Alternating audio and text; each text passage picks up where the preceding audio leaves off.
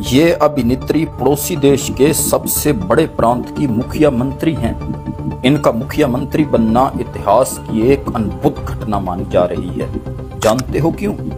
क्योंकि इस महिला ने पार्टी चुनाव जीतना तो दूर, अपनी निजी सीट भी हार दी थी। लेकिन वो कौन सी राह है जिसे अपनाकर वो मुखिया मंत्री बन गई? वो रास्ता मुझे आता है। उसमें करना क्या होता है? और वो रास्ता बहुत आसान है। उसमें सिर्फ आपको जूते साफ करने पड़ते हैं।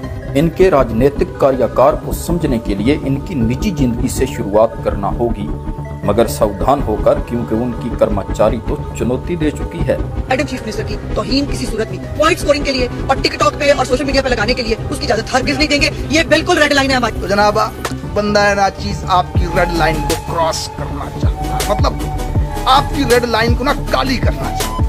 मरियम नवाज के पिता को जिया-उल हक ने ठीक इसी तरह पंजाब का मुख्यमंत्री बनाया था। नवाज शरीफ भी इसी राह पे चले और प्रधानमंत्री बने थे। मरियम नवाज उनकी ही गलती है। इनकी अपने ड्राइवर के साथ गैराज में लड्डू खेलने और फिर घर से भाग जाने की भी खबरें हैं। रहा नहीं जाता, तड़प ही ऐसी है ना। इतना ही नहीं, इनके ब्याह के 4 महीने बाद ही पहली बेटी भी हो गई थी। कर ली हमने रेड लाइन क्रॉस, पट लो जो मैडम हमारी रेड लाइन है। अब हम इक्तदार में वजीर आला बन गए, पकड़ लेंगे, मार लेंगे। पटो आगे जड़ी पटी जानी तो पिता की वजह से महंगे स्कूलों में जोर जबरदस्ती दाखिला और फॉर्म 47 वाली डिग्री भी इनका अपालबदी है। इनकी राजनीतिक तो क्या मानसिक ग्रोथ भी नहीं हो सकी। प्रशिक्षण का आलम तो ये है कि पिता लोगों की नंगी वीडियोस भी इसी के पास रखता है।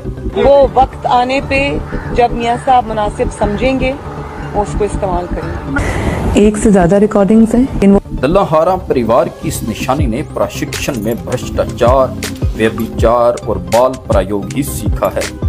तानाशाही से जन्मी ये महिला आज तक परिषद का चुनाव नहीं लड़ सकी है। मनोवैज्ञानिक रोगों से ग्रस्त इस अहंकार और अज्ञानी महिला को जूतों की एक प्राइवेट कंपनी ने पंजाब पर थोप दिया है। अब देखिए वो क्या क्या मीडिया स्टंट और बलंडर करती है।